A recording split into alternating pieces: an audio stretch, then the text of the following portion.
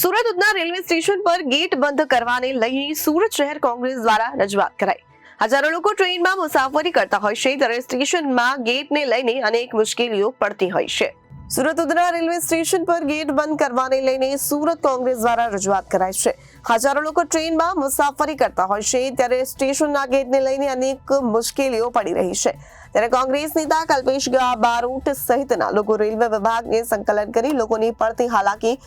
દૂર કરવાની માંગ કરી છે। છેલ્લા 2-4 દિવસથી ઉધના સ્ટેશનના આજુબાજુના વિસ્તારના લોકો પછી પાસ હોલ્ડર હોય ત્યાંના સ્થાનિક રેલવે કોલોનીના રહીશોની ફરિયાદ હતી કે આગામી સમયમાં સુરત સ્ટેશન બંધ કરીને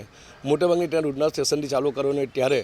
પશ્ચિમ સાઈડના ગેટ એક જ ચાલુ હોવાને કારણે હજારો મુસાફરોને તકલીફ પડી રહી છે, ટ્રાફિકની સમસ્યા ઉદ્ભવી રહી છે। ત્યારે પૂર્વ સાઈડનો ગેટ જે 100 વર્ષ જૂનો રસ્તો છે જે હાલ પૂરતો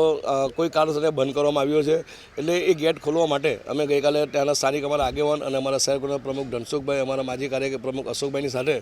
સ્ટેશન માસ્ટરને મળીને તે વિસ્તારની વિઝિટ કરી હતી અને એ રસ્તો બંધ છે એ રસ્તો ખોલી નાખવાથી રેલવેને આર્થિક કેટલો ફાયદો થશે એ બાબતની ચર્ચા કરી હતી અને સ્ટેશન માસ્ટર અમને હૈયા દરપટ આપી છે કે તમારી જે રજૂઆત છે રેલવેના હિટમાં એ અમે ઉપર જીઆરએમ અને ડીઆરએમને રજૂઆત કરશું અને વહેલામાં વહેલી તકે એ રસ્તો ખોલવામાં આવે એવી અમને હૈયા દરપટ આપી છે। અને બીજું કે હાલમાં ઉધના સ્ટેશનથી લગભગ 30 થી 40 હજાર જેટલા મુસાફરો અપડાઉન કરે છે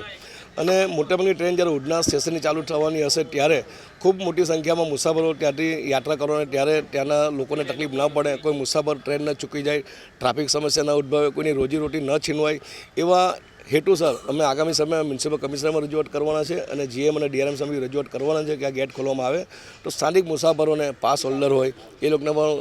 ઘણો